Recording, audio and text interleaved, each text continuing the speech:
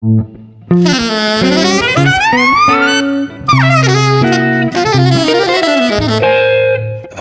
Jazz. With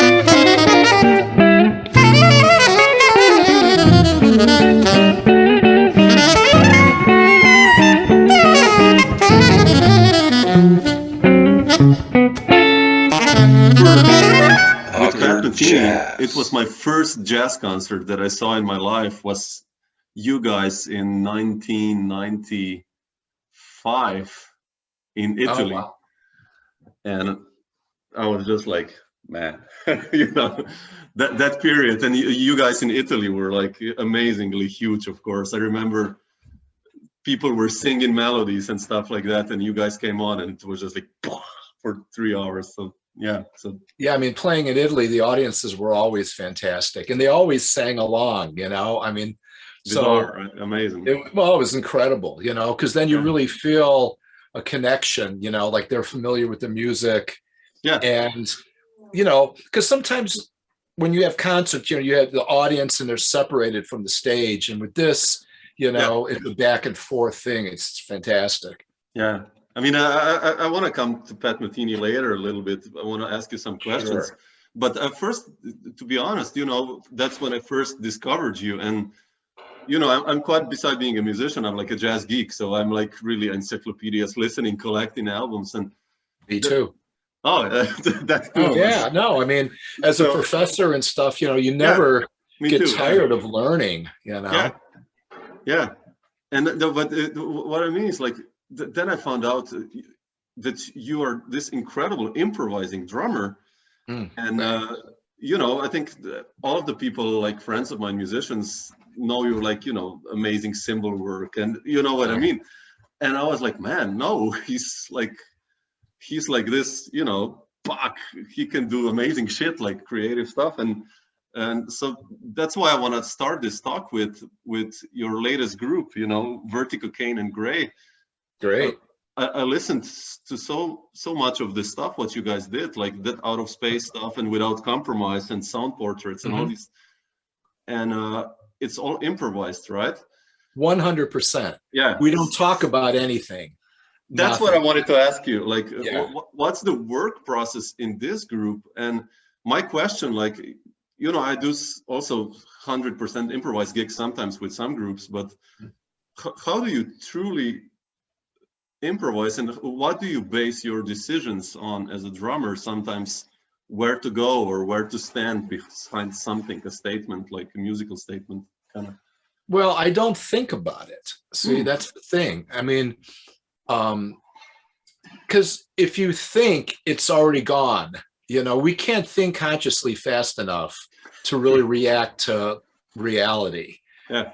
So, you know, you're living in the present when you're improvising. So if you're thinking about what you did, you know, you might reference if you want to build something off of what happened earlier. I mean, you know, because, you know, you just don't want to make nonsense, you know, and just babble and not have any thread of compositional elements or common sense or anything.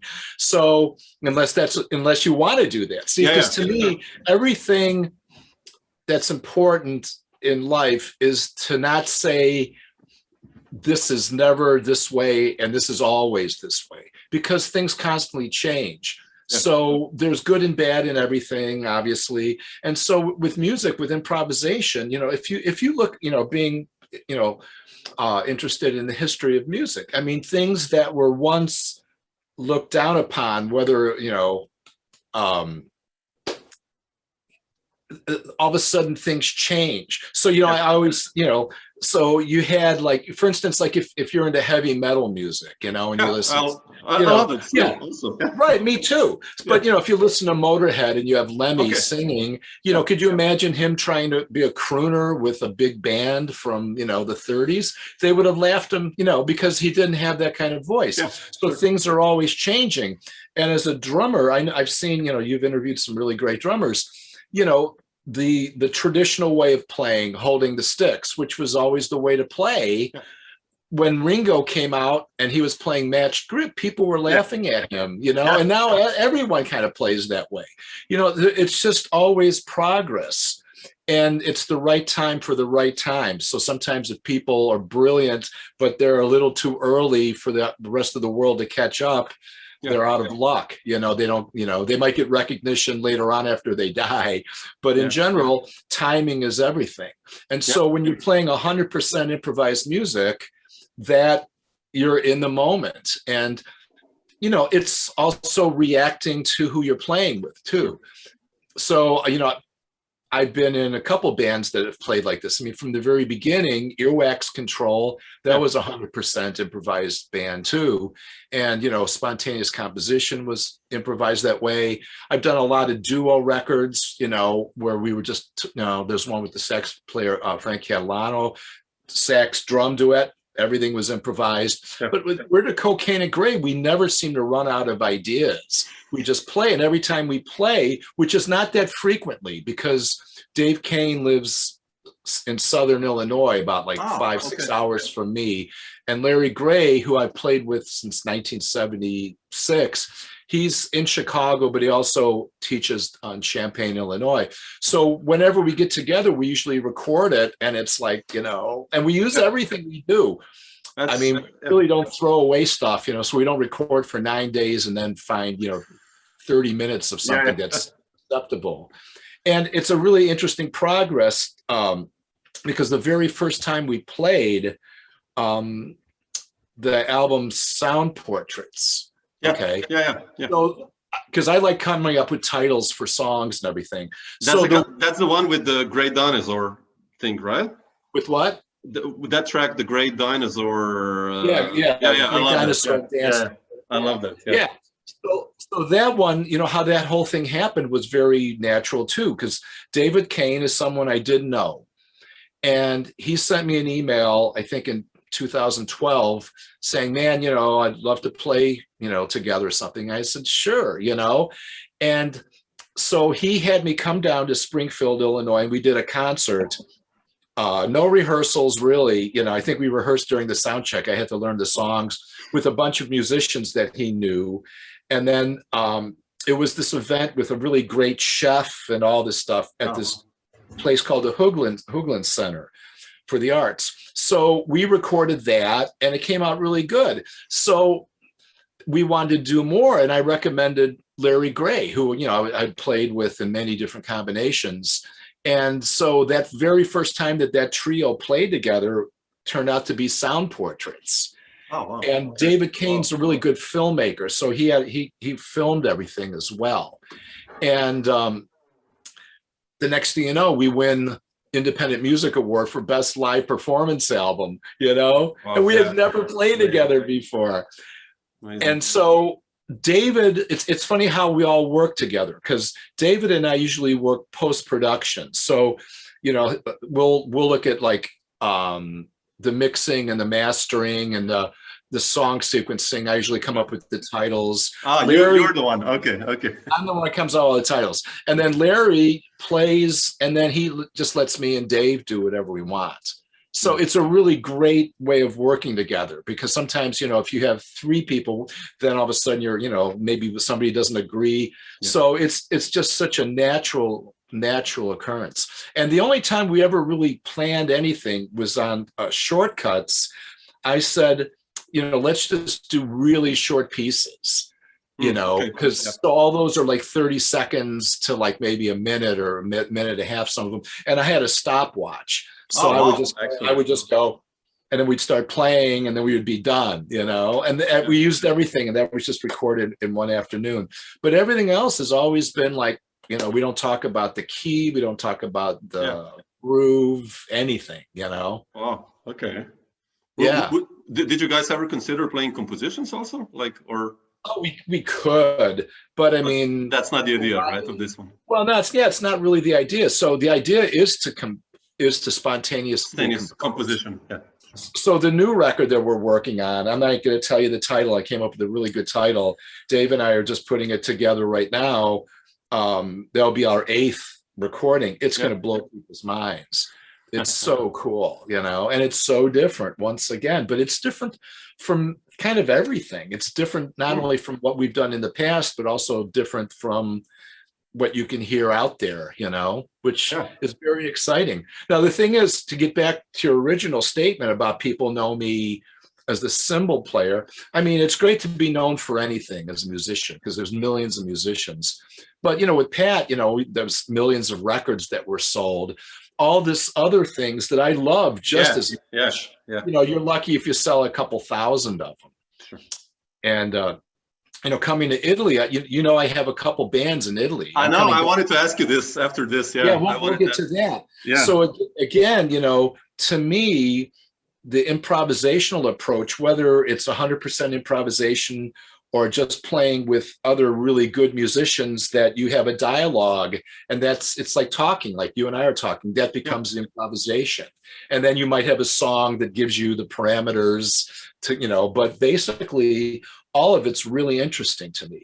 And, I play so many different styles. I played everything back to a band that just played Jelly Roll Morton songs to this. I played rock, blues, country, and I love it all. It doesn't really matter to me. It's just really good music, and it's an honor to go through life doing something you love to do. That's true. Yeah. I had a gig yesterday, and we just talked about with the musicians about that. Like, what a privilege actually it is that you can play jazz or improvised music. And I mean, we all teach and do stuff still, because I love teaching as well. But still, like, to teach and even to play jazz, it's a privilege. It's like, man, it's a special thing. I love this when I think about it. It's like, man, okay, we're here for, I don't know, 90 years if we're lucky, and we can do this, or whatever. So, and the thing is, you also meet so many interesting people. Yeah. So even they could live in another country, they can speak another language, but there's something, it sounds weird to say, but there seems to be a certain level of intelligence. Yeah. And a certain level of consciousness about life and the world and everything. Yeah. So, we find our brothers and sisters out in the real world that that kind of complete our lives. And that's what music is supposed to be. You find bands that complete your life. Definitely. Were you always like that? Like that you had this improvising, creative, searching spirit, like as a musician, like if you go back? Yeah. Always. Yeah. Even when I got my first drum set, I got it as a graduation present from 8th grade into high school. Oh, wow. When I practiced, I'm self-taught on the drum set. So I didn't know that. Wow. Yeah. So I would play along. I had a radio in the back of my head, like an AM radio. And, I'd play along with the Beatles or Stones or the Who or whatever. And I would totally improvise with them, but in and out of time. So I've always felt time more organically than just inorganically, just the subdivisions, even though both depends on the music. Sometimes you have to play very, inorganically to make it work. If that, because again, it's serving the music, it's making the other musicians feel comfortable, satisfying the producer, the artist, but always trying to keep yourself though, otherwise you're just another drummer or just another guitar player. Sure. You've got to have a reason for people to identify you as something that they want. Yeah, I agree completely. Speaking of this improvised stuff, I wanted to ask you about the Sign of 4 record. Oh, not just because I played so many gigs with English musicians and the improvising European scene and the US New York musicians, and I found that such an interesting combo you guys did with Derek Bailey, who's like in Europe nowadays, also in the States, considered like as a grand entity regarding improvised music. But How was your experience? He has a special approach to improvisation. How was your experience in those in that session? How did that happen actually? And how that happened, the other drummer, because that I know Greg. Yeah. Right. Greg, right. You played with him. So. Yeah. Well, how that, and again, how that happened, I had a friend, Neil Tesser, who's a critic here in Chicago. I know Neil. Yeah. Okay. So he had told me once, he said, man, there's this drummer, Greg Bendian, playing at, I think, the Hot House in Chicago. You might like him, And I said, sure. So I went and I heard him. And then after the show, I was going to just split. And instead I thought, well, no, it's nice when people that you don't know come up and say, nice job or, So I went up to Greg and I just said, yeah, I really loved your playing. And he said, well, I'm going to be in town. I said, well, man, maybe you and I can get together. So he came down to my basement and I recorded it just with a stereo mic on DAT. And then we also did a duo. Yeah, I know that. Yeah. Yeah, at the Hot House. And then so I put it together and that became the album Bang. Okay, so when we were in Japan I think I was on the Bullet Train with Pat, I happened to play him that CD and he really liked it. So, and Greg had done a duo with Derek too. Oh, really? I didn't know that. Oh, wow. Okay. So then the connection, we just kind of got together and that's how that whole thing happened. Ah, okay. Interesting. Yeah. Yeah. I know back then I was like, really, for me, it was such a bizarre, now it makes sense, you know, when I know you and you're playing. But back then for me, it was really a bizarre thing. I was like, really? Wow. Really? Oh, that's funny. Yeah. And it was so interesting because, you know, Derek was this, you know, proper English gentleman, you know, he just was very, and then he'd play guitar and he'd play all this crazy stuff, you know. And it was interesting too, because he had just, you know, a hollow bodied guitar and like, I think a Fender twin reverb or something. And Pat had his arsenal of all, you know, all that stuff. So it was pretty funny. And both Greg and I had, you know, we brought a lot of stuff because I think of not just the drum set as being a drum set, but, you know, anything is a sound. So, you know, it brought everything from like really interesting instruments to just, you know, maybe some metal sheet or some aluminum, you know, pan or something that I thought sounded cool. And then we, you know, we played one night at the Knitting Factory and that first set was like an hour long. Yeah. And it was really loud. I mean, my fingers were getting blisters after about 20 minutes and people were leaving, like, you know, holding their. Wow, man. Yeah. And it was sort of, you know, that's why when I think of that record, I kind of laugh. And then we went in the studio for 2 days and then we did another thing, I think at the Knitting Factory, maybe. Yeah. But, you know, and then just kind of put it together for like 3 CDs, you know. Yeah. Yeah. Funny. Yeah. No, I had to ask you this when talking about improvised stuff because it's an interesting.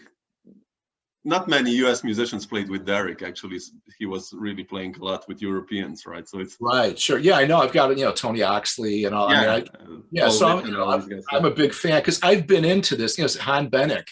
You know, I've been into the European music forever. In fact, you know, the band Earwax Control, the keyboard player Gordon James, one time he and Jeff Check, brilliant bass player, guitar player. That was Earwax Control. Gordon found this album at a Kmart, which is some store, you know, and it was called The Esoteric Circle. It was on Flying Dutch. Yeah, so it was, you know, Terry Riptle, Jan Garbarek. Yeah, Terry, of course. Yeah. Right. And Jan Christensen. So it was like 23 cents. So he bought us each one, you know, he bought like 3. Oh, wow. That's and cool. as soon as we put on the needle, Jeff Check goes, man, that drummer sounds a lot like you. Yeah. You know, so I've been, you know, and I wasn't coming out of the European thing necessarily. I just listened to a lot of music and the way I thought, the way I felt about stuff, that's, you know, I guess I had that kind of mentality. And then, you know, with the whole ECM kind of school, I was always into that kind of music as well. So, you know, I think the most important thing for any musician is to find themselves. Yeah, you know? Sure. Now, worry what other people say about you, you know, as long as you know that you're true to your path, because, you know, everyone's got a path, but a lot of times people get distracted from it or they quit halfway, they get discouraged. So I really think you just have to kind of go so that when you're on your deathbed, you can go, I did what I needed to do. You know, no regrets, and you actually followed your heart or whatever, or that's so important. Yeah, beautiful. And it's funny because I ended up doing some albums with Errol Anderson on bass. You know, I did these records with this keyboard player, Vangelis Katsoulis. Really? Oh, shit. I have to check those records. So it's Paulo Fresu, Bendik Hunsoff, Errol Anderson, myself, and a couple other man, I have to check this out. I love Errol. We are doing the project together now. So, oh, man, say hi to him for me, man. Yeah, I will. I love Errol. Oh, I didn't know that. Wow. Yeah. I have to check this out. How beautiful. Yeah, I mean, you have, especially in the last few years, like you mentioned, I listen to dynamics in meditation, like I love that stuff. Like there are some tunes like that Ornette tune and some other improvised stuff. It's like amazing. Black 2, I think, is another one I really like. How did this Italian connection happen with these musicians? And well, there's another interesting story. So I think like around 2017 or 2008, I got an email from this guy, Raimondo Melaleupe. Mm-hmm. Do you know him? No. He's a guitar player that owned Ram Records. No, don't know. Ram Records has a lot of great albums on it, Really? you know. Oh yeah. And so he sounded me. He's also a monarch too, you know. He lives in Parma, so he's got this mansion and stuff. Oh wow. So it was to play with him, this bass player Gianmarco Scaglia, who was, you know, part of everything I've been doing, and the sax player from Supertramp, John Hellowell. So we came out. I flew my wife and daughter out too, you know, and we just had the greatest time, and we recorded some of the concerts. So that kept on going, and then I met a piano player through them named Fabrizio Mocata, who's really a good piano player. Does a lot of tango things and a lot of opera stuff. And so we just became friends. So I would be flying to Italy, like, you know, a couple times every year, just doing these different projects. So we have Free the Opera, which is with Fabrizio. I know that one. Yeah. Marco, yeah. And then the new one that's going to come out is called Letter from Rome. Ah, wow. Okay. That trio we recorded a couple years ago in the studio, and so that's going to be coming out. And then there's a couple other CDs with Raimondo and John Hellowell. There's one. What it's a double CD.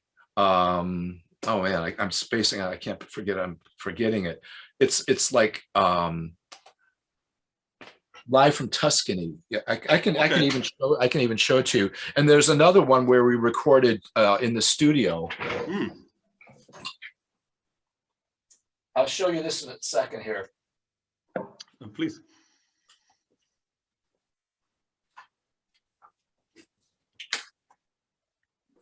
Live Under Italian Skies. Oh yeah, I've seen that. Yeah. I've seen that. It's kind of released, but not completely released yet, you know. And then you have this. You have I love this. This is beautiful. Know? This is beautiful stuff. Yeah. And how that came about, Gianmarco wanted me to record, you know, obviously something with him, and I had to go home to the U.S. to do a clinic in Minneapolis. So I did a gig like a week with John, you know, Hellowell and Gianmarco and Raimondo. I flew to Minneapolis to do a clinic.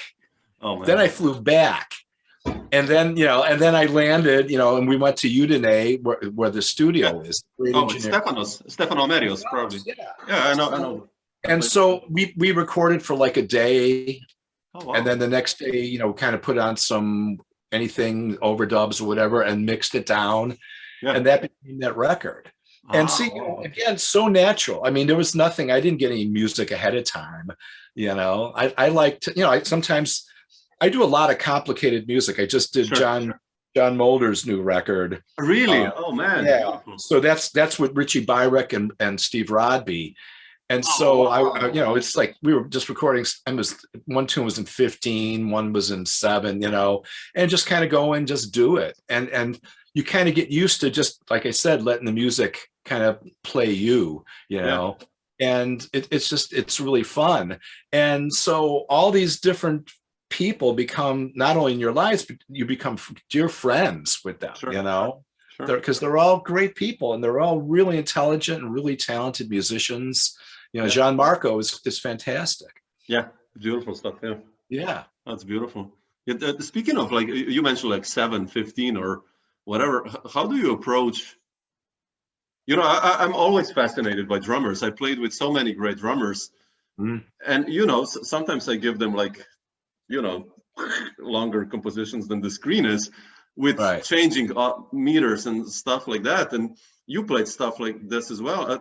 How do you think or approach a composition that's like really complicated? How do you deal with this, like, usually? Well, it depends on the composition because, like with Pat's music or with John's music, it's so melodic that even if I just sing the melody, follow the melody, and the harmonic rhythm, it just makes sense. Sometimes that was the problem with some fusion music especially back in the 70s and 80s. Some music was very, I think Pat used to say it sounds like a pocket calculator, to be able to play it. And so that's when you're counting 2s and 3s and all that. Yeah. And so sometimes you do that with melodic music as well if you're trying to play a pattern. But a lot of times I'm just playing almost like a classical percussionist reacting to the music as opposed to just laying down a beat. And so it's really easy to do. It just makes sense as opposed to, that's the one thing when you play with really great musicians or you play a really great song and then you play maybe not such a great song, you kind of know why it's not so great. I know what you mean. I know what you mean. But you mentioned the 70s now, right? And the fusion stuff. Mm-hmm. And you've been kind of based around Chicago or in Chicago all the time, right? My whole life, yeah. And how was it like for you this, let's say, early 70s when you kind of were starting to dig in the jazz scene, or even earlier? What were like the first jazz concerts you saw in Chicago? Because Chicago was part of the jazz circuit when musicians came there, right? Right. Oh, yeah. You remember some drummers that blew your mind, or musicians like jazz-wise?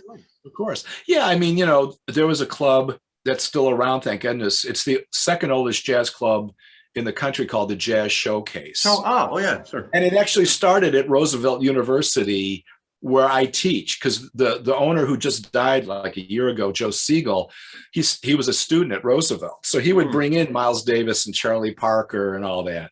So the Jazz Showcase has moved to different locations, but through the years, I mean, when I was in high school or just going into college, I'd go to the Jazz Showcase and, hear Roy Haynes and Elvin Jones. Oh, man, really? Oh, wow. You would think nothing of it because they were always here. And it's so funny because now when you go, they have these posters on the wall for the week or the month, and you're going, oh my God, every week was, Miles Davis, and, and you go, oh my God, because now there's still some great musicians, but there was a heyday of a lot of that type of music. Yeah. And then there are also, great concert halls, rock concert halls too. So I could hear, I can go hear Yes, or I could go hear Jimi Hendrix. You saw Hendrix? Oh yeah. I saw the Who in a club that's not, it was like, it's not much bigger than my backyard.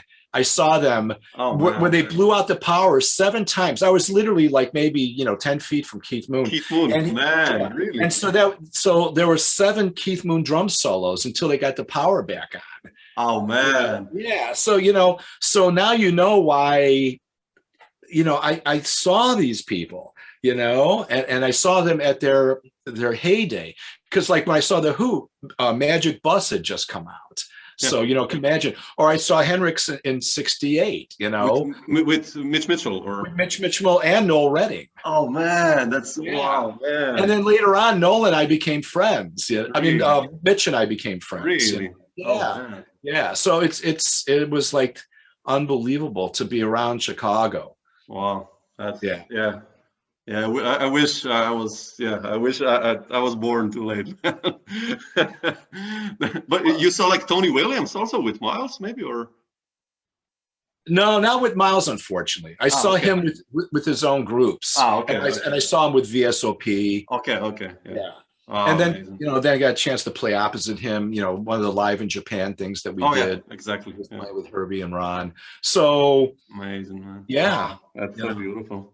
I know. Well, that's one reason I didn't want to leave Chicago. I mean, for one thing, I was on the scene, but I love Chicago. My wife's got family here.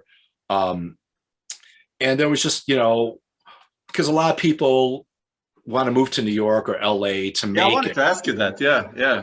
I never really, I mean, by the time I started playing and breaking the scene, then I got with Pat and all that. It was like I didn't really need to try to prove myself. You know, because if I was going to New York, we're playing, you know, Radio City, you know, we're playing like, you know, great places already. Yeah. And, you know, obviously there's a difference because there's great musicians in Chicago, but there's so many more great musicians, you know, and top-notch musicians that live in New York and LA at that time. But, you know, there was no reason for me to leave. And I love the people here. I love the city. And so, you know, probably stay here. I mean, we've talked about moving to Italy. We would love to move to Italy. Man, yeah. Because we love it there. Oh, really. Man, you know, the quality of living and, you know, the food, of course, come on. And the love for the music, you know, I mean, the jazz especially, it's incredible. Yeah. So but I'd have to figure out, I mean, you know, how to make a living there probably. I don't know, you know, I mean, I don't know when I'm going to retire because I'm a tenured professor at Roosevelt, which I love. Yeah. So, you know, it'd be hard to like just uproot everything. Sure. The point. Sure. Yeah. But maybe one day we'll. Yeah, come on. it's tempting. No, and I wanted to ask you about your start in the scene. How was that like in the early 70s for you? Like, who were the names, or how did you start like digging into the scene, getting the gigs? At what age was that? Like the professional gigs, jazz-wise, I mean. Jazz-wise, okay. Well, it's kind of started out, I guess, you know, because I was living in Elgin, Illinois, which is like this, you know, northwest of Chicago, maybe 40 miles or something. And I started playing with people. This piano player, Randy Waldman. Do you know Randy Waldman? Oh, he's like the studio guy, like. Yeah. He's got the band, right. So he was in high school. I think I was still in high school. There's a guy named Doug Scharf that was a trumpet player that's actually on this television show, Svengoolie. And then there was a bass player named Kim Derrigan. We had a band. And then through that one time, this is before I was living in Elgin, we were playing around Chicagoland, you know, not breaking in the scene yet. And then one time they came to Gordon James's house in Elgin. I didn't know Gordon at the time. So we all jammed, and, you know, Randy's ripping through like Bye Bye Blackbird and all 12 keys at, you know, 300 beats per minute, ridiculous. And afterwards they all left and I stayed and I was talking to Gordon. And he goes, man, you know, and we like the same kind of music. We really got along well. And he goes, man, you know, you should come, you know, and play with this guy, Jeff Check. He played with Jeff. Okay. So the next day I kind of came and we played it and we started this, it was called the New World Trio. You know, we had this, and there was also a sax player sometimes, New World Quartet. And then I changed the name to Earwax Control. Okay. That's how it's done. So I would start getting gigs in Chicago and get Jeff on them. He would get gigs in Chicago, get me on them. So we started kind of breaking in. Now, meanwhile, when I was still in high school, I took a train down and sat in with Barrett Deems, the great drummer. You know, he was like the world's fastest drummer. He was Louis Armstrong's drummer, you know, Benny Goodman's drummer, everybody. And he took a liking to me. So he started hiring me to sub for him. Now he was like, oh, wow, okay. You know, so he's like in his 60s and I'm like, you know, 20 by that time maybe. And I'm playing with all these guys that had played with Duke Ellington, all these old black players. So that I broke into that older scene that way. But then with Jeff, I started breaking in. There was a great sax player, Joe Daly, who I turned down Pat's gig for the first time. Oh, so man, seriously? Wow. I started playing with him. We had every Monday night at this club called Orphans, where, you know, and because he was like around in his 60s. He taught John Clemmer and all these great saxophone players. Yeah. And, you know, Joe Farrell. And so I started playing with him, and a great trombone player, the top studio player, Bill Porter, had a trombone quartet. So I started playing with everybody. You know, I just started getting on the scene that way. And so here I am in Elgin playing this crazy stuff by that time with Earwax Control, but playing straight ahead, everything from like, you know, old Dixieland stuff, you know, playing When the Saints Go Marching In and, you know, Basin Street Blues, to then playing completely crazy stuff. I loved it all, you know. And I also been in rock bands at that time too, you know. Oh, wow, okay. Yeah, so you know, the whole scene was happening. And at one time I was, you know, when I was living in Elgin, I was playing with this guitar player, Ross Trout, who knew Really? Oh yeah, I know Russ from Paul McCandless. Paul told me about him. Right, Yeah, right. they recorded. Yes, oh wow. Right. So we had a band with Rodby and John Campbell. So then Pat called me to do a week with him in like '77, right after Watercolors, because already. Yeah, the drummers, I don't know if they were still looking for a drummer or whatever, but they whoever they had couldn't make it. And I turned him down because by that time I had played with Joe for 2 years, and we were going to play the Jazz Showcase, which was going to be an important gig with Muhal Richard Abrams. Really? And Steve Spina. Yeah. Oh, Steve. Oh, wow. Super. Yeah, so you know, so all these guys were always, you know, that network of really great players, some of whom stayed in Chicago, some of them who, you know, went to the coasts. And then, you know, a really funny story that I can tell you. Oh, please. When I was living in Elgin, you know, you're basically starving, you know, when you're young. You know, you're just taking gigs, and the gigs might pay a lot of money at first and whatever. And so there was a band that was really kind of popular in Chicago, and what were they called? Street Dancer. And so Jeff and I, we say, well, they're playing at this place, Harry Hope's in Cary, Illinois, where I went to high school. And so we go, and I've got like my last $5, you know, I put it down. And they're playing, and it maybe, I don't know why, or they were just fooling around. You know, they were laughing and making mistakes and, you know, not taking it serious. Yeah, that's bad. Yeah. So about halfway, maybe 3/4 through the set, Jeff just goes, Paul, I'm just going to go out, you know, to the parking lot. You know, you can stay until they're done and then we'll go home. Okay, fine. So I stay, and they finish the last song, and the sax player goes, okay, we're going to take a break now. And I've never done this in my entire life. This is so out of me. I stand up and I go, thank God. You guys sound so bad. I can't believe it. Seriously. And so I'm walking down the stairs next to the stage, and he and I are having words, you know. So about 6 months later, I get a call, wakes me up, and I can recognize that it's Santez. He had this low voice, you know, he was this. So he's talking, and we're starting to get along really well on the phone, you know, and it's like he wants me to do a gig with him, and, you know, we're talking about our influences and everything. And about a half hour into the phone call, I go, you know, but, you know, Santez, yeah, I'd love to do the gig. Man, I just have to tell you something, you know, a couple months ago, I saw you guys and I stood up and and he goes, yeah, I remember. He goes, and you were right. Isn't that funny? So through Santez, I also broke into a whole other network. Different, yeah. Playing the Jazz Bulls and all these other clubs. Oh. Isn't that funny? That's the right thing at the right time, or the wrong thing at the right time, or whatever you want to call it. You know, I would never, but I was so offended. You know, I had spent my last $5 to see this band that was like one of the, you know, the premier bands in Chicago, and they were not taking the gig seriously. So the people that were in the audience basically were kind of, you know, getting crapped on in a way, you know, and I didn't appreciate that. Yeah. Because to me, you know, I always try to play up to the last note. I'm almost superstitious. You know, even back then when I play weddings, I'd want to groove as hard as I can on a polka, a mazurka, whatever, because I felt like if I played sort of half-assed, then I wouldn't be able to play good the next gig. It would take me out of my life zone. Yeah. You know, makes sense. Yeah.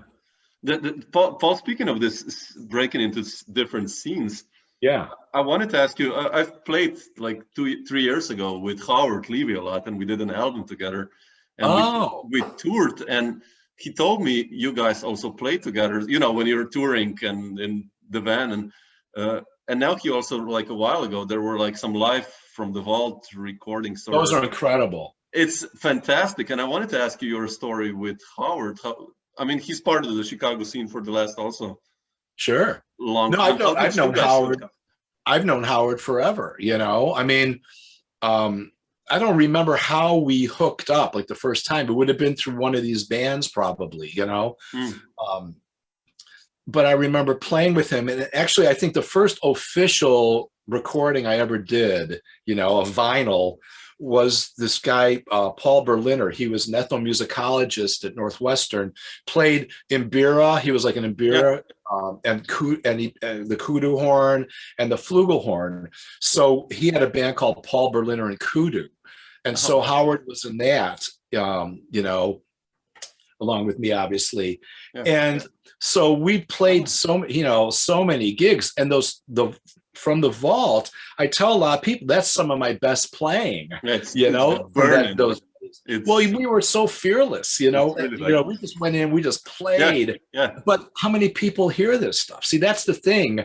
You know, when I play, well, I'm going to release a whole bunch of new stuff. I've got stuff from '92 and '93 with Lyle Mays being a guest artist, and my quintet and I just played it for a few people, and like they couldn't believe it. I mean, no one will believe the way he and I played together and the music we were playing, because we were playing either originals or like, you know, stuff, you know, Passion Dance by McCoy Tyner. Really? Oh man. Yeah, wow, that's beautiful.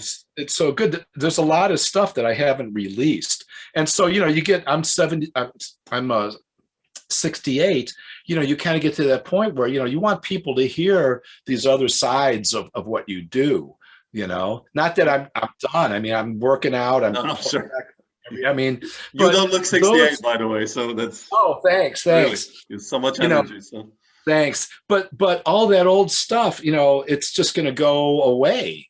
Yeah. And I mean, some of that music, you know, like from the vault stuff, is so important, because that's a great picture of Chicago at that time. Beginning of the 80s, like it. And some of the really good musicians that might not be as famous for whatever reason, you know. Yeah, I agree. So we owe it to the world. The thing is, the sad part about the business now is, like, what do you do with this stuff? I mean, people don't have CD players anymore, you know. People are starting to get back into vinyl, but you know, the whole industry has been gutted a lot. Yeah, it's you know, gone.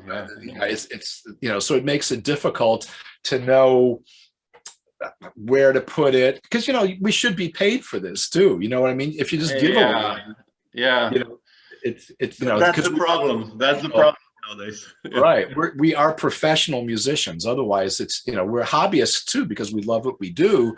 But at the same time, you just, you know, I know what you mean. Yeah.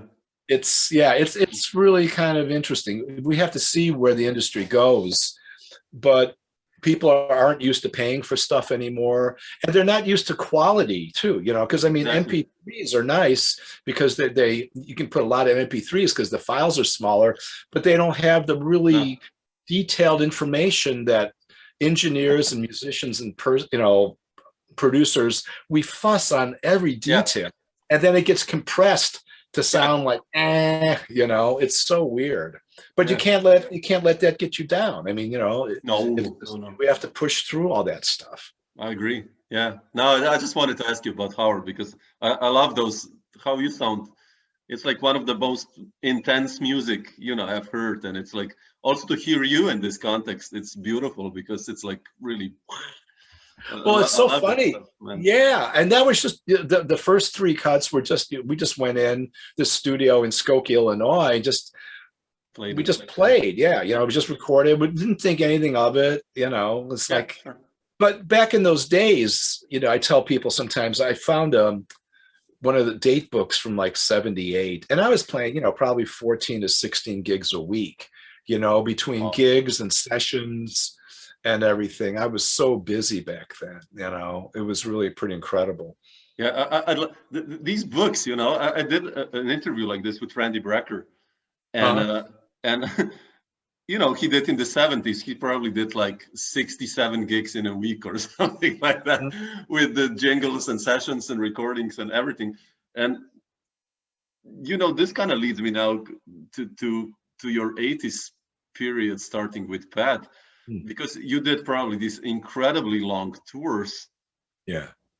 And I first want to ask you, like, you know, my longest tour was like 14 gigs in 15 days. So that's like nothing, you know. So you did like probably 600 days gigs, whatever. But how did you meet Pat first? I mean, I intentionally didn't read about it or listen to interviews because I wanted to hear it from you. But how was your story with Pat? Like in the beginning, how did you think of the music, and how was the first coming together? Well, I mean, before I met him, you know, I'd seen him play. I saw him play with Gary Burton's band, you know. Oh, really? Oh, wow. With Mick Goodrick. Yeah, and I love that group. Yeah. Moses, yeah. And, you know, it was good, you know. And then I heard him play at that same club, Harry Hope's, where Street Dancer had played. You know, I heard him there, but I didn't really talk to him. By that time, I was already playing with Ross. And so I didn't even talk to Pat. I didn't know him. And then he called me, you know, for that first time in 77. Yeah. So that's actually the first time we ever talked. And, you know, I saw him play twice more. I saw him play at the Bottom Line in New York, and I saw him play at the College of DuPage in Illinois here. And I just went to say hi. I mean, after I didn't try to get the gig. I wasn't even interested. I mean, seriously, I didn't know, you know, and that's sort of how that whole thing happened. So then in 82, I was playing with the Simon and Bard group. You know, there was this band, you know, we were touring around, like, you know, it was like sleeping on people's floors. I mean, you know, it was really, I could have been in Chicago making a lot of money doing jingles and stuff, but I wanted to play original music. And my wife, who was my girlfriend at the time, she goes, "Oh yeah, go, you should do what you need to do, thank God," you know. Beautiful. So I went out, and then Pat and Steve came in because they in Portland, Oregon one night. They played Portland, Oregon, and Simon and Bard Group was playing Portland, Oregon. Ah, okay. So after the concert of Metheny, you know, with Pat and Steve came to hear Simon and Bard. And Larry Gray was playing, you know, Wertico Cain Gray, he was the bass player. And we, you know, we played a set. And then, you know, I said hi to Pat, didn't think anything of it, you know. And I, you know, I think the Simon and Bard group thought that he was coming to check them out, but he was actually, I guess, checking me out. Because, you know, about a week later or whatever, he called me. He told me the Now Vasconcelos had left the band, and there was going to be a percussionist auditioning. Could I play for the percussionist's audition? You know, so that was Pedro then, or no. So I thought, man, you know, finally get a chance to play together. You know, I flew to Boston, and it was some percussionist. I played a half hour for the guy, and then, you know, that was it. And then we ended up playing for like 10 to 12 hours. I mean, it was incredible. We were playing, and this is during the wintertime. This is like around Christmas time. In Boston. In Boston. And I didn't know the music. It was weird. The first time we played Are You Going With Me, I had never heard Are You Going With Me, you know, because I was into other types of music. I mean, Pat's stuff was good, but it wasn't my favorite. Yeah. And so, you know, at one point, Pat said, like, you know, man, you know, would you go out in the hallway, you know, and we need to talk about something. So I go on this hallway, and it's freezing because, you know, we had played in this warehouse. So I'm freezing. And about a half hour later, you know, I go in, and Pat goes, you know, said, man, you know,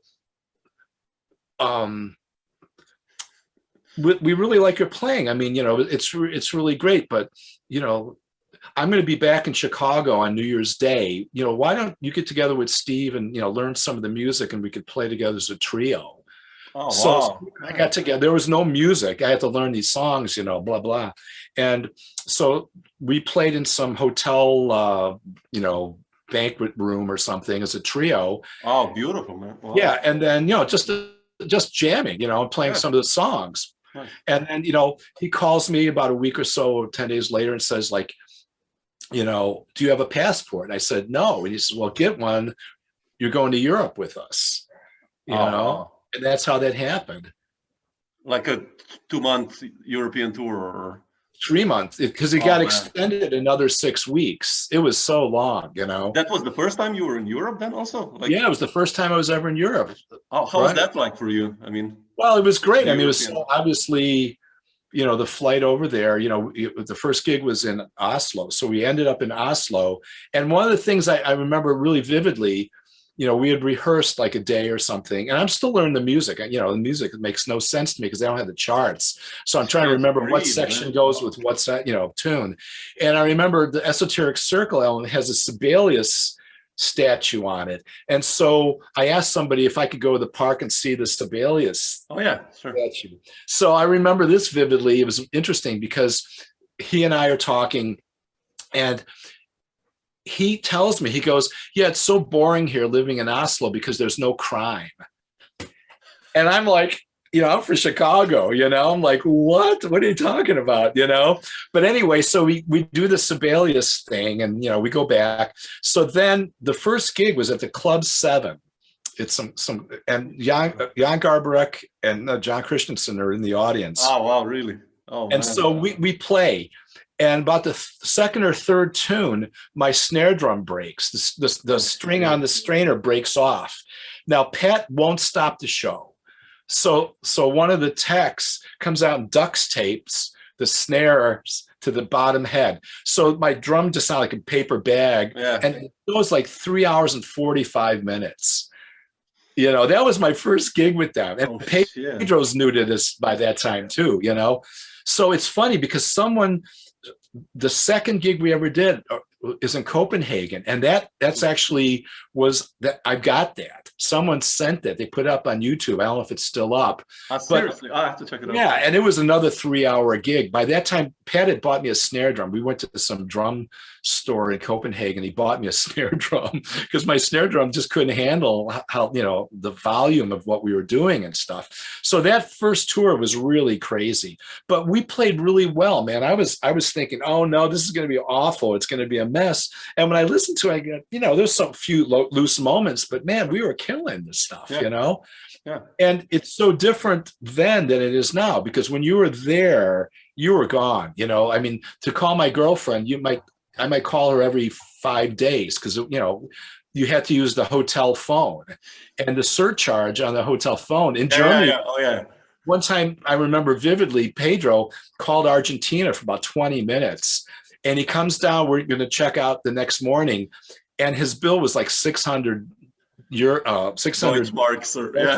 Yeah. And he started crying, Oh my God. Where now, you can do this. I mean, you can be anywhere, It's so much easier now to tour. But back then you were really, really gone. And the other thing that was so strange for the relationship is that there was a delay usually in the line. Yeah. So like if you go, if I'm talking to my wife Barb, I go, Barb, how you doing? I'm fine. So you're thinking, like, what? Wait, what do you mean you have to think about it? Yeah, I was like, really? It was intense, That's bizarre. No, I always love these. But you guys traveled by bus then, or by train? Like, we basically in Europe. I mean, we would fly. You would also fly already then. Oh, okay. Yeah, we were flying already. But then a lot of times, like, if we were playing in Germany or playing, if the gigs were 3-4 hours away, we might have 2 rent-a-cars. Pat liked to drive a car, and then the tour manager, like Vance Anderson, I think was the tour manager at that time, he would drive, and we would just do that because that was just easier. And it was a great way to see the countryside. Yeah. Like, how did you get used to these? You mentioned like 3 hours or 3 hours and 40 minutes.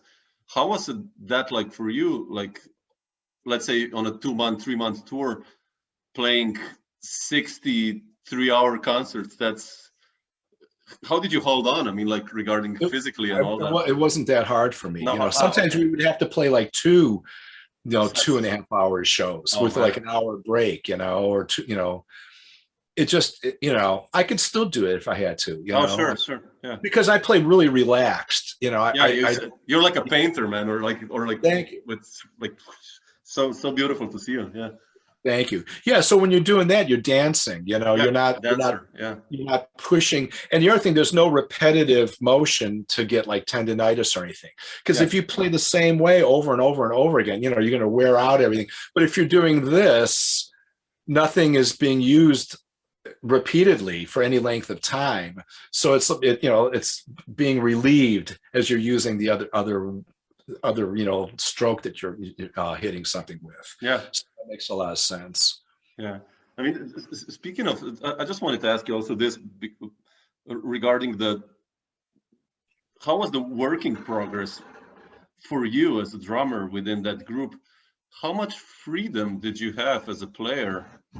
Like, or was everything like really, I mean, let's say you got a chart for whatever song, have you heard, let's say, or did you have like freedom to do whatever, or was like already like, oh, it was like that. Okay, oh, that's beautiful. Okay, super. Total freedom. Yeah. Okay. I mean, one of the things that was, I mean, it has to be that we would play the same set every night for a whole tour. Sure. So when I got back to Chicago, one thing that was a drag is sometimes, you had to reopen your radar to new music, it might take you a night or take you a set or whatever. Yeah. But, because you get used to playing the same thing, but within the same thing, instead of macro improvisation, it was micro improvisation. So I would change things up all the time. And, sometimes over the course of maybe 10 nights, maybe you drift away further and further from the original idea. So at one point, Pat might say, hey, I love what you're doing, but you're, go a little bit closer to what you did on the recording or whatever. But no, I mean, I just played what I played, So that's the thing when people think of me as the cymbal guy and all that stuff, you hear me with other music. I don't play like that. No, sure. Yeah, but that's what I thought the music needed. And it seemed like, I had the gig for, 18 years or whatever. I mean, obviously and those records are historic. So I'm proud to be on them. So, I mean, my favorite record of you guys with you is Imaginary Day, by the way. Yeah. Because it's so loose. Mm. I mean, compositionally, I love the Still Life Talking and all, the legendary records, which are beautiful, right? But Imaginary is like really more free in one sense. Yeah, because we didn't even rehearse for that. We just basically played in the studio. Basically. So sometimes, I mean, we would take a take and then listen back and go, well, that 5/4 bar, maybe we should make it a 3/4 bar, and then do it again. And then listen back and go, well, maybe it should be a 2/4 bar instead of a 5, things like that. So that was a very, kind of organic process in a way, Yeah. But it was interesting. It was, I mean, everything's interesting. Sure. No. Yeah. I love it. But I wanted to ask you also this, because like in between you became also a band leader. You did In and Day Out. Right. And when was the choice for you? I mean, you kind of co-led bands like Earwax Control and in the past, but when was the choice like for you in that period deciding like, okay, I want to do this now, like under my own name? How did that one happen? Well, that kind of happened. I mean, I had some bands under my own name in Chicago, but I was in Japan with Special Effects, the band? Special. Kylie Manuni or whatever, I forget his name, and George Jinda.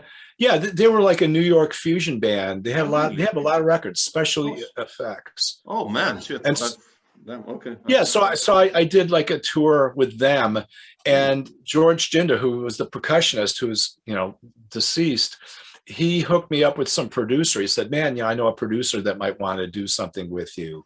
And so that's how that whole kind of thing happened. And how did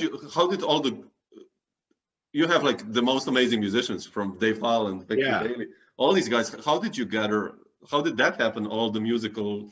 Well, some of them I knew, some of them the producer knew, we had the budget to be able to pay that, Yeah, sure. So that's how that came about, Yeah. Okay. Yeah. And I mean, it's been on 3 different labels. Originally it was for Pony Canyon in Japan, and then it was sold to Verabra in Europe, and then it was sold to Intuition here, Yeah, it went everywhere. Yeah. But we never really, I still play a lot of those songs. And I had already played with like Dave Liebman, and like, I play with this, I've Howard's on that, my wife's on that, but then there were other people that, I had met, and there are the people that, let me think. Yeah, because I had already played with Dave Holland. We had done a gig with Tiger Koshi and Pat at Riles in Boston. So some of the people I knew, some of them. Richie Byrick, I love that track. Yeah, Richie Byrick, The long chart, that's such a beautiful one. Yeah. So, and that was a real, I think it got really good reviews, but we never really toured behind it. It was interesting, because sometimes, things come out, and then with Pat, you have to uproot everything, Yeah, sure. So even in Chicago, you'd get everything building up, and all of a sudden you're gone for a year, So then you kind of get back, and it's a double-edged sword to be in a famous band like that, because people, they either think you're gone when you're home, or, and what's really funny, I get called for jingles. And I had, I have these jingle producers calling me up, and actually, I swear to God, apologizing that they're calling me and say, Paul, we need you because this thing is in 13/8, and we think that you're the only one that can play this. So, I'd end up going to, in the studio 8 o'clock in the morning playing something in 13/8, and I'd rather just play like Charlie Watts, I'd rather just play something simple. But people didn't think of me as that anymore. They thought of me as being more complicated. Yeah. And then the other thing that's really funny is that, when I got the gig with Pat, I was known for earwax control and playing more out. Yeah. So people were really surprised that Pat would hire this kind of more avant-garde drummer. Now, years later, I think this was at the Hot House too, this guy, Charles Gale, a great tenor sax player. Oh, I love Charles. Yeah, sure. Well, all of a sudden I get hired with Harrison Bankhead to play a trio, Really? Man. Yeah, I've got that on tape, which is amazing. With Charles. Yeah, it's man, come on, you have to put this out. Oh, I know. And so we played, and people were going, why did Charles get Paul? Because he plays with Pat Metheny. So he'd gone like completely 180 from my my reputation. Oh wow, man. Yeah. That's bizarre.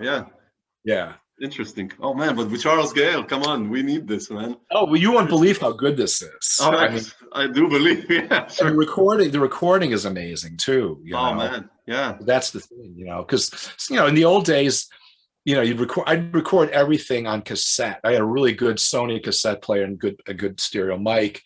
So I pretty much got a documentation of Chicago in the mid 70s through about the mid 80s. Oh, wow. And I should put that out. They're on cassette. So, even with Howard, that stuff from the vault, some of that was on cassette. And he had to be really careful because, you might just play it once and that's it. Yeah. So I think he had someone bake the tape, about baking the tape and all that. So I don't know. I haven't stored all this stuff in the greatest conditions, so I have to look through the stuff with Charles Gale and stuff. I've got on CDR, so that's all helps. But I mean, that's the thing, What can I say? Yeah, no, beautiful. It's incredible. But speaking of the Chicago scene, I wanted to ask you also this. One of my favorite piano players is Lawrence Hopgood. Yeah, sure. I mean, he's one of the most underrated guys out there. And I wanted to ask you, how did the Union Trio happen? I love that those two records you guys did. Well, he was in my band. He was in my quintet. Okay. And we had met kind of, with Kurt Elling. Yeah. I have The Messenger. I played The Messenger like 6 zillion times. Right. So, so he kind of got me involved with Kurt. Yeah. I mean, everything is a thread, you break in somebody and then they go to do something else, I mean, that's how things work, Yeah. There's a trumpet player, Orbert Davis, who is this great trumpet player. He was already a great studio player, classical player, but he's got this jazz philharmonic orchestra that plays. They were in Cuba and everything, and he tells me that I hired him in the quintet, and he said that's one of the first jazz groups he ever got a chance to play in. So he's on the Lyle stuff. Steve Eisen, the guy with Howard, right? With Howard, he's on some of the Lyle stuff too, you know. Wow. And then Rich Corpolongo from Spontaneous Composition, he's on some of the Lyle stuff. I mean, it's like, so it's really interesting, the different combinations, how it affects how people play too. Yeah. Oh yeah, sure. Yeah. So that's how the union thing came about. And I don't remember how I met Brian Torf. I think we hooked up back in the day. That one I don't remember, you know, but that's the, you know, yeah, we did the Union Trio, which was totally fun. But, you know, Brian lives in Connecticut. Lawrence now lives, I think he might be, I don't know if he's in New York or something now, you know, but everyone kind of moves, and, you know, then that's what happened at Earwax Control. Jeff moved out of town, you know, so he's in New York, you know, so it breaks up the band, you know. Yeah, sure. But then when you talk to them, even if you haven't talked to them, it just feels like, it's like you just saw them 5 minutes ago. It's great. Yeah, it's so funny. Like, but you mentioned Kurt, and I wanted to ask you the story with Kurt Elling. Were you like also part of his band, because you were then at the same time, kind of when you did like The Messenger and the previous record, you were still part of Pat's band. So how did that work? Like, I would do it like when I was not touring with Pat. You know, we played, you know, Montreux Jazz Festival. You know, we did gigs in Europe and, you know, stuff around the States. And how was it like working with Kurt? Like, it was good. You know, he really improved over the years. You know what I mean? Because you know, it's funny because the first album, Close Your Eyes, you know, I had a lot to do with that. Me and Lawrence, and then, you know, I was offered the role of producer, but I didn't really like it enough, so I said, well, just make me co-producer. Yeah. But I mean, how funny is that? You know, I thought the record was good, but I said, I'll just make me co-producer, and, you know, listing, even though I could have been listed as producer along with Lawrence. Yeah, you know, and that becomes a Grammy nominated record. So, you know, because I think the one thing with Pat, and, you know, I've kind of, it was great in that, you know, attention to detail and kind of quote unquote perfection. But I think it kind of ruined certain things too, because I got to the point where I was so micromanaging everything, you know, that like a great cut, you know, like the David Bowie cut, This Is Not America. Okay. That particular cut, I remember when we did it, I got home with a cassette of the rough mix, and I thought there was one snare hit that was not perfectly in time. And so I had, you know, I had a cassette of it. So, you know, my wife, I'm living with, you know, who was my girlfriend at the time, and she's hearing bzz, da, you know, da, da, zzz, da, da, zzz. And I'm going, it's early. No, zzz, it's late. No, it's good. And now when I listen, I have no idea which snare drum hit that was. It was fine, but it got us into that thing. Perfection. And so now, like with when I listen back to like Howard's thing, man, it's perfect in the fact that it's not perfect. You know, it's a going for it, dangerous way of playing, which to me, that's what the music's supposed to be about. It's not supposed to be like this finished product, that, because sometimes with the finished product, you know, people are used to this fine production from pop music, and they can hear, but now when everything gets auto-tuned and you know, gets, you know, quantized, you take away all the personality and all the beauty of it. Yeah. So in a way, you know, now later in life, now I just accept it. You know, because I really realize, because I used to listen to it like, you know, what's Chick Corea going to hear when he listens to this, or what's, sure. And now I just listen to it. Does this make me happy? You know, is this something, because that one note that might ruin. I mean, there was one thing I never released it with my quintet, that early thing with Lawrence, and maybe I'll still release it, but Name Audio, the label, you know, that Union's on, they wanted to release this. I called it One Night in Chicago. It was my quintet at the Jazz Kitchen, I think it was, or something. And I just wasn't up to my standards. And I just listened to it recently. I went, oh man, this is a great record.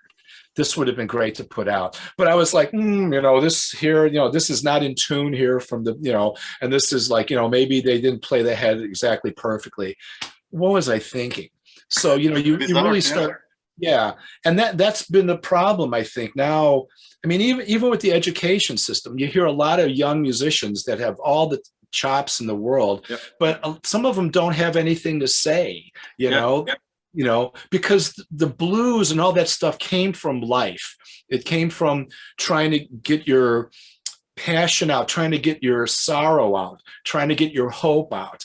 But if you just play the notes for the notes' sake and say, look how much I practiced, I mean, it kind of loses. And you start wondering, well, maybe that's the reason some people don't like this music as much anymore, is because it's sort of lost the humanity. And music is, right. Music is an expression of the human spirit, as well as just the technical ability and the theoretical ability of it. Yeah, I agree. I mean, you also lose the personality of you hear, like or you hear Jack DeJohnette like playing cymbals for 2 seconds, or Roy Haynes, or I don't know, Bob Moses or whoever.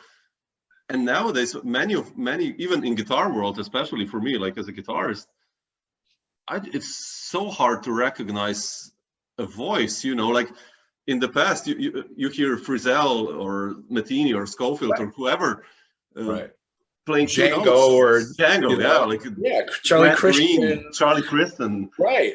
Anybody, it's like, wow, you knew Grant Green. Well, that's Wes, and nowadays it's like, that could be like either one of these 7 guys. I know.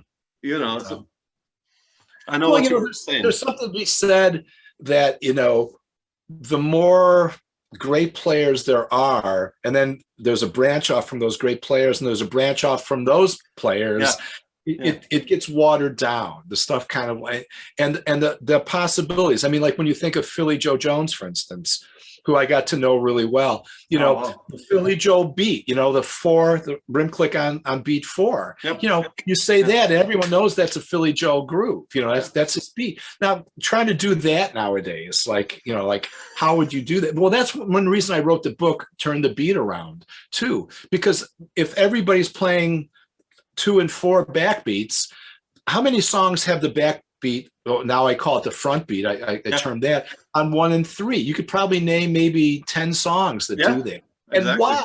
Yeah, exactly. So there's a whole bunch of territory, the road less traveled, so to speak, that can be rediscovered, and there could be a whole new thing that opens up new doors. But if everybody plays the same way by the same rules, then it kind of gets old after a while.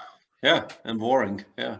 And boring. I mean, that even happened with jazz. People got tired of ding, ding, ding, and they started playing even 8th notes, I mean, and sometimes even 8th notes were kind of looked upon as like, that's just, that's not as good. It's not swinging, Yeah. Well, it's swinging in a different way, Yeah, I agree. Also with the melodies, with the tunes, many times, like, where's the basic melody? You listen to some modern jazz players, and it's like, it's this complex harmony and melody and intricate lines in 11 in quintuplets or whatever going over and everything. It's like, wow, if you're a musician, you're like, wow, fascinated. Right. But if you're an ordinary listener, you're just like puzzled, I guess, and that's being lost in the last 20 years in my. Well, that's funny. That's a great word, actually, because it seems to puzzle like regular listeners. Because if they don't feel anything, they might be impressed. They might go, "Wow, these musicians fast or whatever." They practiced a lot, but what does that do for me as the listener? I'm impressed, but I didn't necessarily come here to just be impressed. I came here to feel something. Exactly. Yeah. Because I remember seeing Joseph Jarman one time, Oh, really? Oh, man. Yeah, and I was in like high school, and I was with a different girlfriend. I had a girlfriend through high school and college, and they're playing. Okay, so I'm at the Jazz Showcase when it was on the Brown Shoe in Wells. So on Wells Street. So you can tell how much of an impression this made, because it's ingrained in my my brain. And he started playing this thing, and I started weeping. Oh, man. I wasn't here. I just broke down. Like I was like, in the audience though. I'm in the audience. My girlfriend's sitting next to me. There's people around me, and I'm crying because of what he's playing. Now, how many things do you listen to now that would pull out such a deep emotion from you? And I wasn't crying because I was sad. There was something. It was like it made me glad to be alive or something. There was something that got to me that really did that. And even earwax control. As crazy as that was. A lot of times we would play, and I remember housewives coming up to us and saying, wow, this makes us want to go home and just kind of play with our kids' toys and make sounds. I have airplane say stuff to me, because we opened up the doors that everything can be also fun. And I remember Howard Levy was in the audience. I was playing with Joe Daly one time at the Club Orphans. And so like I said, I would tape everything, on this cassette. So I recorded, there was a jingle. I think it was for toilet tissue. And so it went, ba-da-ba-ba-da-ba-ba-da-da-da-da. Uh-oh. Okay. So I'm playing with Joe. It was a quartet, packed place. And we're playing like originals, but they're sort of hard bop. They weren't free. And I've got my cassette player here. So we're trading fours. I'm trading fours with Joe. And on one of the fours, I hit the button and it comes through the PA. Okay. Oh, and the audience went nuts. Joe thought it was the craziest thing you ever heard. Howard thought it was the greatest thing you ever heard. So I took that music, like a straight ahead piece, and I just took it like over here where they're listening to something they've heard on the TV, which is a toilet tissue. Right? Oh man. Yeah. So you had that with you, I guess, for the last 50, 40 years. Yeah. I've always been like this, but see, I mean, I always credit a lot of ways. I mean, I grew up, when I was in 6th grade, my family and I moved out to Cary, Illinois. And so my mom and dad say, you should take up an instrument, but, just don't take up the drums. But I was always tapping on things.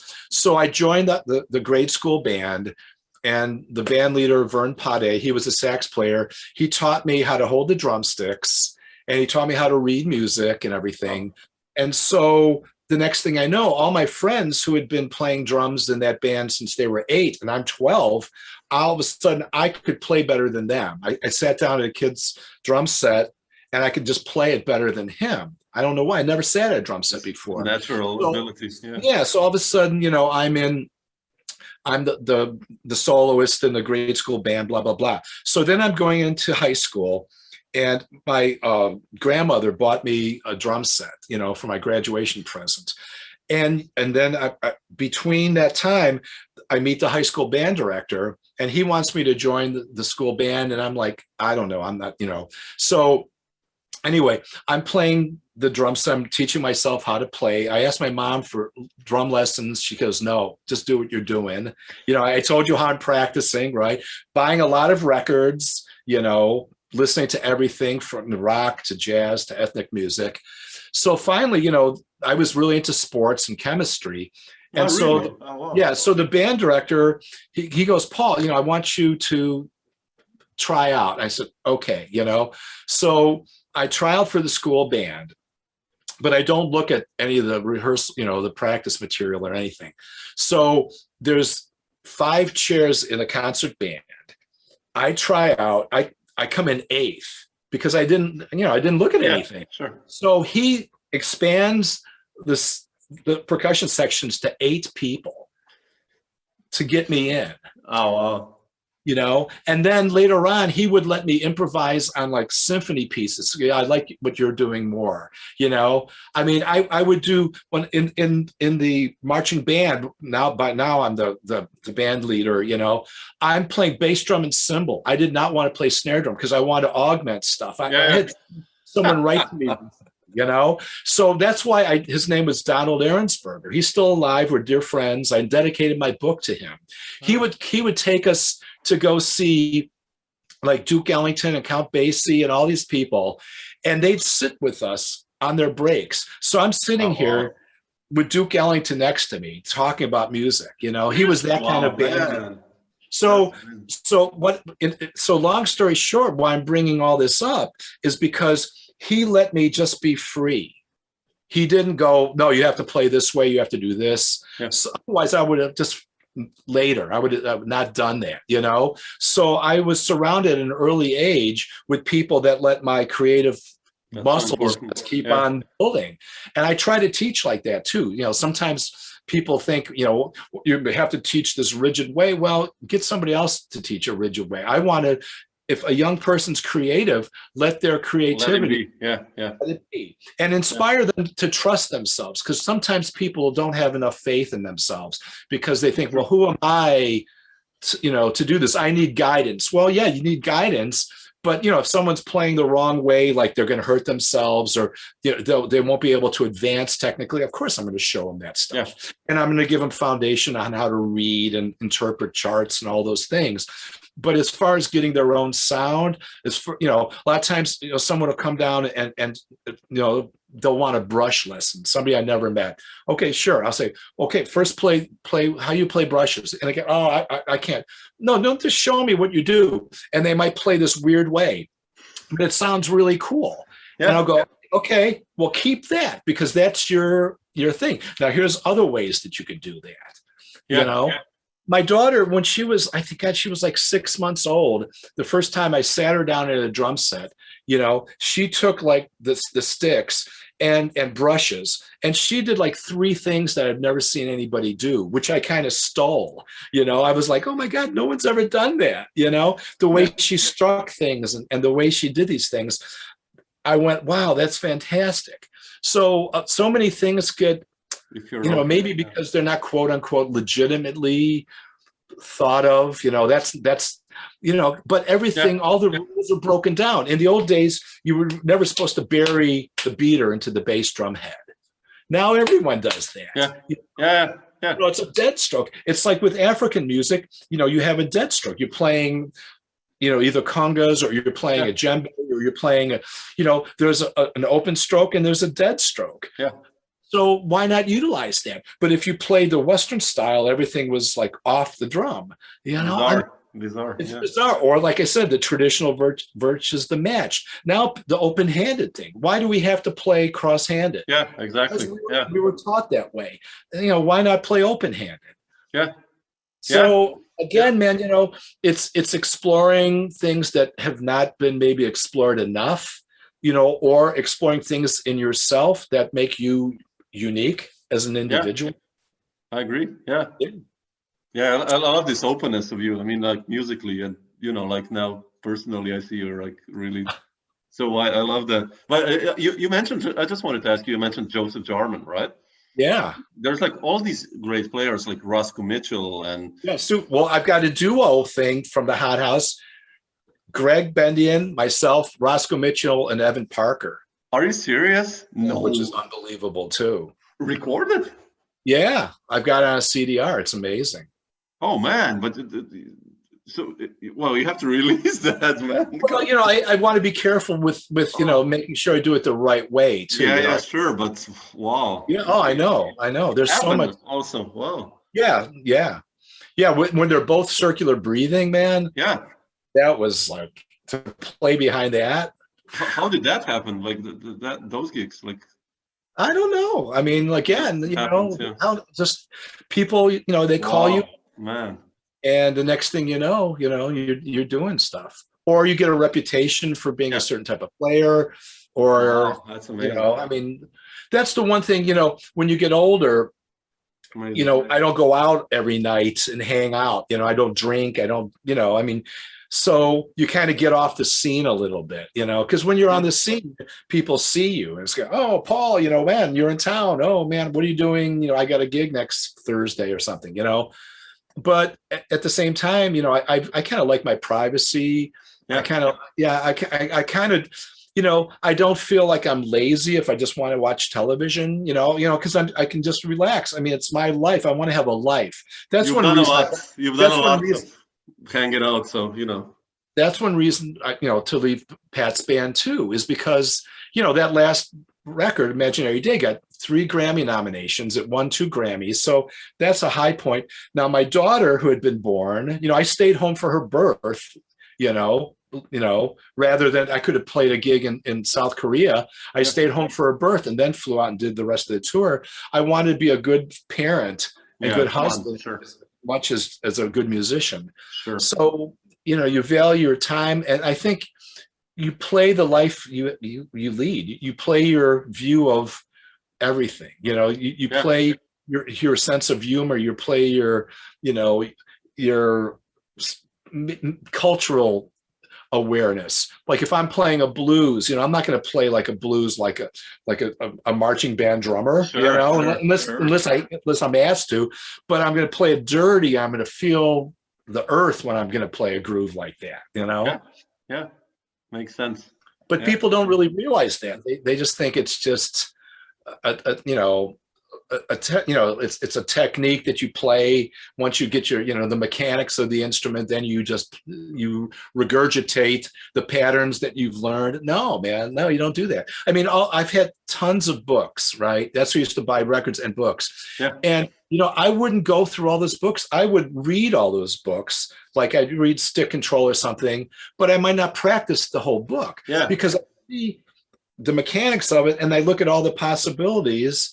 And then I can play those possibilities because I played them in my mind now. I didn't necessarily have to go physically and do them. That's what I tell my students, that I can play a solo without playing it. I know how it sounds and looks like, I know where to go with the fingers. And that's, if you get there, that's so important, I guess. Yeah. So there's so many things that people just don't know about what we do, I mean, but there again, we don't know everything about how to fix your car or people plumbers or whatever. There's experts in everything, or let alone being a biologist or nuclear physicist or whatever. So but I think the important thing is in life is to find who you are and be happy also. Be happy. Yeah, because then you're not living a lie, and you're not living something like, well, next year I'm going to do that. Well, no, I mean, do it when you think it, That's why, like a lot of times people pop in your head and the phone will ring. You've had that happen. Yeah, sure. What does that mean? I mean, that means to me, like, I mean, even I would tell students sometimes, and this happened to me, sometimes if I wasn't working a lot, I would practice more. And the next thing, the phone would start ringing. It was almost like you're putting out energy into because, air is not, there's waveforms going everywhere, it's not just dead space. Yeah. So we're all interconnected, which is crazy to think about. Yeah. I mean, COVID has taught us that too. We're absolutely. Yeah. Yes. So you don't know you don't see the person's breath, but they could kill you, know? Sure. Absolutely. So music's like that too. I mean, we're putting out sound waves, and we're putting out, I think, emotional waves too. Oh, that's for sure. Yeah. Oh, Paul, just one last thing I wanted to ask you. It's like, since me being a guitar player, like your story with Larry Coryell and tricycles, and it's funny that you played with Mark Egan also, who was kind of like before you with Pat. But we hung out. It's in a way a funny coincidence, or maybe even not. But like, how was Larry like to play with Larry? I mean, I love Larry also. The first time I played with him was with the Simon and Bard group. Really? Oh. He was a guest artist at that place, Harry, Hopes, and Carrie. And I remember, we did a tune. We did like Purple Haze into Giant Steps as a medley. Wow. Oh, now, man. The one thing I remember, that first gig, I was thrilled to play with Larry. It felt amazing. But he was so loud on that gig. When I got home, I couldn't turn the television up loud enough to hear the television. Oh man, shit. So then, but he and I, we got along really well. So we would do more gigs with Simon and Bard, but then he started hiring me. I think in some ways, Neil Tesser, because Larry was coming to the Jazz Showcase, and he recommended Larry Gray and myself to play with Larry Coryell too as a trio, and that kind of got that going. But Larry was fantastic. He would let me solo. I mean, but the thing was so cool about him is that in the first time I played with them was 79. So we played together. Oh, yeah. Wow. So Wow. there was never, ever a set list. Never a set list. So we get on stage, we don't know what he's going to play. He would start some song, or, you know, he might call up like, you know, a tune, you know, Stablemates, you know, not tell you the key or the tempo or anything. Really old school. Yeah, it was totally old school and always different. So everything was always different. And it was always open, you know, so we could play, you know, it wasn't always the same thing. I mean, Pat's thing was fun in so many ways. And, you know, when we play more open-ended, it was like more like Larry's thing, but most of it is it was like, you know, it was like a pop act in a way. Yeah. It was, you know, later on we had lights that, you know, everything was, you know, and because, you know, you're playing for many more people. I realize why you have to do that. I realized, you know, and again, it's a positive thing. It's just another way of looking at stuff, you know, but coming from who I am, I like to play more the organic sort of open-ended thing, because then you're exploring the now as opposed to bringing in yesterday and kind of implanting it into the today, you know. But that's the way most things are now. I mean, geez, I mean, if you think of how many pop acts now are like, oh no, you know, written by the same writer, all that stuff. So it's going more and more towards the opposite of what we kind of love to do if we're able to do what we want to do, you know. But again, you can't let that get you down, because sure. Yeah, you can't lose on something like that, because then you're giving in to the things that you don't like, you know. So I appreciate AI, you know, even Flow Machine. You've heard Flow Machine, right? Have you heard Flow Machine? Flow Machine, no. Flow Machine, this thing, Sony invented this, and it came out, God, I don't know, 5 years now probably, where it would take a database of, like, say, Beatles songs. Okay. And there was a song called Daddy's Car. Okay. And it was like sort of the song that the machine basically wrote, taking from like Beatles. It sounds a little bit like also like Beach Boys stuff, taking the hooks and the best. And then, you know, that's it. Okay, I just didn't know the term. I know it is. And I liked it. You know, I liked it. I played it for some of my students. They were horrified because it sounded so mechanical. You know. But I go, well, music a lot of times does relate to what society is. You know, that's why with the blues. I mean, why? You know, are you hip to the Uncensored History of the Blues podcast by Mike Rule? Don't know it. I have to check it out. Okay. So yeah, after we're done. The Uncensored History of the Blues. Okay. It's amazing. It's all these blues artists from the 20s to about the 40s, and each episode, they're about 20 minutes to a half hour long, is sort of on a specific topic. So it could be the cocaine blues, it could be the Mississippi flood blues, you know, be lesbian blues, and it's got like the greatest artists singing about this stuff, and it makes you like. And there's one topic's the Furniture Man blues. Now, what's the Furniture Man blues? Well, you realize that people that were poor, black folks that were poor, a lot of times, you know, the Furniture Man would repossess their furniture because they pay for it. Or the Mississippi flood, where white media, newspapers, etc., they didn't care about the black people. So a catastrophe for black people, that would not be in the white newspapers. So how did you get the word out? Well, either you had black newspapers or you had music like the blues. Exactly. So the blues people are telling the story of their lives. That's the music. It didn't come from, 145. They're not sitting there playing an AAB 12-bar blues, because it could be, 13 bars one time or 11 bars. Another time. It was coming from a completely natural, organic space.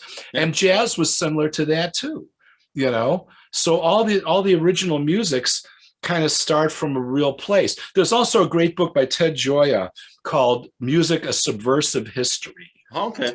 where he goes back all the way to the very beginnings of time. He goes back to the Greeks and earlier, and it talks about like society and how music, how it was stolen by the hierarchy, how a lot of women came up with really incredible things, and it was taken by the men. Sure.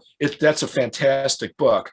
So if you go back and you really look at all the kind of stuff, once it gets diluted and becomes purely a commercial thing, like rock and roll. Rock and roll was R&B, and it was done, especially in the white society, kind of like they took Chuck Berry and the blues, basically, and they kind of like made it into Pat Boone, they made it into like safe music for the white audiences. Yeah. Well, that's just reality, because they could sell more things, and like R&B, it was black music used to be called race records back in the day. It was a very derogatory term until later on. I mean, like Jerry Wexler, I think the R&B person from Atlantic, I don't think he coined that term. I think it was there, but he started calling R&B, he started calling them R&B records, blues records, rather than calling them race records. Bizarre. And then Alan Freed, the white DJ, he was the one that coined it rock and roll.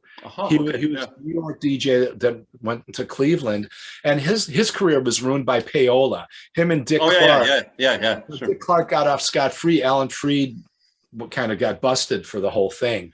But you kind of look at and the word jazz and the word rock and roll is sort of euphemism for sex. Sure. Yeah. So if you want to read a really great jazz book, read Notes and Tones by the drummer Art Taylor. Okay. Oh shit, I have to check it out. I love I'm reading a Bill Evans one now. This one's incredible. It came out in the 70s. He interviews like Miles and all these great black musicians. Oh, wow. And asks them all these questions, like, what do you think of the Beatles? What do you think of the word jazz? Oh man, I have to check it out. And Max Roach, everybody's in there. And like, the way they answer it is really, really interesting, because you can really see how they felt about that stuff.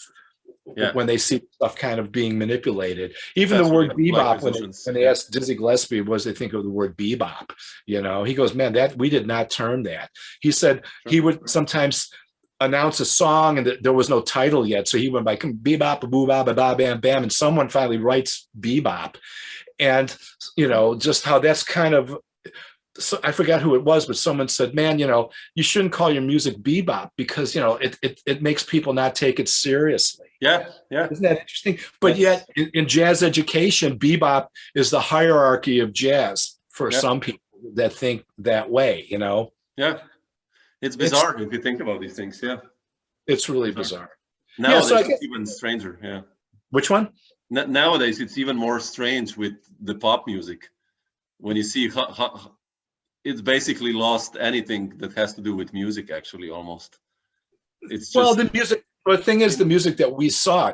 So, if people are, society is very weird now. I mean, everywhere. Yeah. And people are used to being in front of computer screens. They're used to watching, reality shows which aren't real. They're getting used to non-reality. Yeah. Even in the news, they're starting to get used to non-reality. Sure.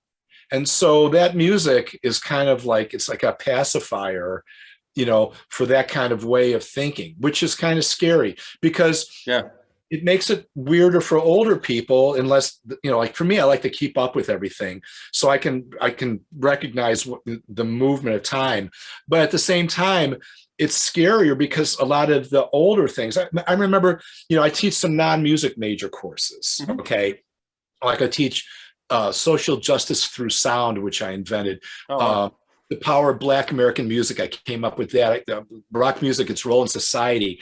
And so these kids would be biology majors, or, and so they wanted to take a course, and I'm teaching them the history of this stuff. And yet I'm playing, like I might play them Jimi Hendrix now. Okay. Cause at that point we're in the rock course, we're in the, late 60s, 70s. Now I'm playing something and I'm holding back tears. I mean, music means so much to me. And after I'm done, they might, they go, wow, that's kind of weird sounding. It's like they didn't feel anything that I felt. Yeah, sure. And so the music that they're feeling is kind of who they are, you know? And so if I can expose them to some of the earlier music, some people, they'll expand their consciousness, hopefully. Some other people are just going to be stuck and just forward from where they are. If you touch 5%, that's a lot, or 10, you know, it's by thinking them, oh yeah, shit, I'm going to check out who this guy is, or, you know, whatever.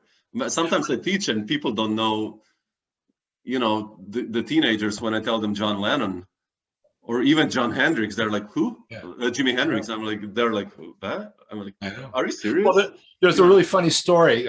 I'll tell you two stories. I just read somewhere where Benny Goodman, you know, famous Benny Goodman, he was one of the first people to have an interracial band and everything. Sure. Later in his life, I guess he was sitting next to some girl on an airplane and they started talking. And he goes, well, you know, at one time I was the king of swing. You know what she answered? She goes, where is swing? Exactly. Yeah. Okay. So, and the other thing, talking about like the jazz police, you know, the people that think music stopped like in 1959, you know, sure. You know, that was the one thing with Wertico, Cain Gray, because like I can play all these different types of music. Larry can play everything from the Chicago Symphony to the house band. Now, David is an amazing sax player and composer, but he didn't really come out of jazz. Okay. So we did one gig, you know, the gig Afterlife. Okay. Mm-hmm. Yeah. That was a live gig. Now, I won't tell you who it was, but one critic and one really great musician that we've mentioned already, they were at this show. And afterwards, they came up to me and Larry, and they go, man, you know, you guys sound great, but why are you playing with this guy? Because he's not playing like bebop scales and licks. Sure. He's coming out from this melodic thing, coming out from tradition. And our answer was, that's because we're playing him, because he's really incredibly, he's as talented as we are, but he brings a different element into what our music is too. Because otherwise, if everyone plays the same stuff, that's like the same thing with Joe Daly, me playing that little, you know, commercial as a four. You bring in something totally different. And you know, David can play, he can play anything that we can play, but we just don't choose to play that stuff. So for the Jazz Institute of Chicago, I came up with this thing that's a yearly thing called, what is this thing called jazz? It's where during the Jazz Fest, someone explains to the audience what we think jazz is. So we did the very first one, Wertico, Cain Gray. And so we're playing, but we're using not only acoustic instruments, but electric instruments. Mm-hmm. And some people liked it, but man, you know, a lot of the conservative people did not dig that David was playing like, you know, a laptop and stuff. They didn't think that was jazz. So, you know, there's a constant battle of like closed-mindedness, always, you know, always has been there. You know, electric bass when it came, I mean, come on, or electric guitar for that matter, or whatever, you know, or even bringing drums into country music, you know, first time, you know, Grand Ole Opry, first time you have a drum set in the Grand Ole Opry. I mean, all those things, you know, those are groundbreaking, or you know, Bob Dylan at the Newport, for instance, exactly, electrifying it, you know, just breaking down those barriers. Hendrix doing the feedback stuff, and you know, whatever, you know, it's like sure, exactly, and just doing it because you know that's your life. You need to do the real thing. Push it. You know, you don't want to be going on your deathbed. Oh, I should have done that. Darn, you know. Exactly. You have to just do it, and you know, it's taking chances. I mean, Bob Dylan. That's why he's Dylan. He's changed courses like 5-8 times or something. You know, he's had these different careers. All the greats. Yeah. So, you know, well, man, we have to play sometime. We'll have to do. Oh, man. Paul.